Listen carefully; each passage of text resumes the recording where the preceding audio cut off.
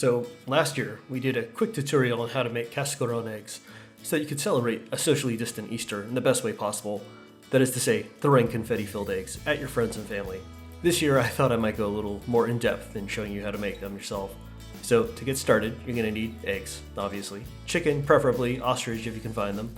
And I hope you like scrambled eggs, because you will probably be eating a lot of them. Rather than crack them in half like normal, you really need to be careful on how you crack them. Hit them with a fork on the top, and then just kind of pull off the top. You can see me kind of do it here, but my friend Thanos is the real expert.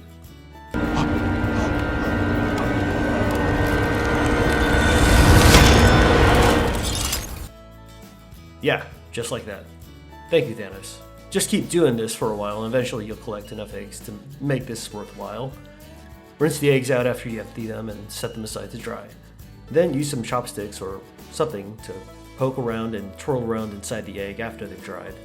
They've often got like a little membrane inside there. And this creates an air pocket, so you'll need to break this, otherwise they'll kind of float funny when you try to dye them.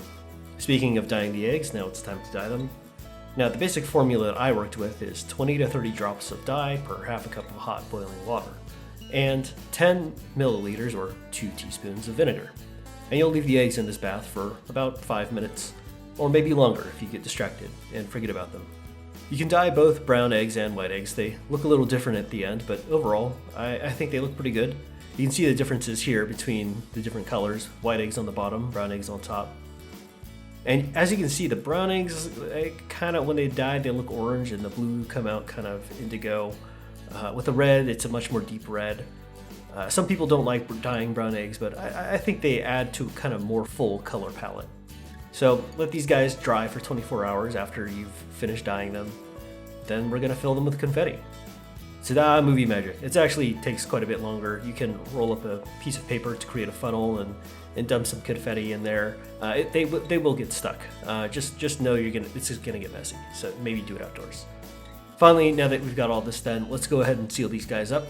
Grab a big sheet of wrapping tissue paper, the kind that you use when you actually don't want to wrap something, so you throw it in a gift bag. Grab that and a bottle of glue, trace the edge of your egg with the glue, put a piece of tissue paper on, and let it sit for a few minutes. Once the tissue paper has absorbed enough glue, but before it dries, the tissue paper gets really weak around the edges, and it actually just pulls right off, as you can see here. Once that's done, let the glue dry overnight, and you're ready to crack some eggs. Now, if you're like me, you might be asking yourself, what do Easter eggs have to do with Christianity? Well, not a whole lot. The eggs are a leftover from a pagan holiday. But it is no coincidence that at this time of year, after Passover, as we see life returning to a cold world, that we celebrate the resurrection of Jesus, a celebration of his work on the cross, and the miracle of him overcoming death.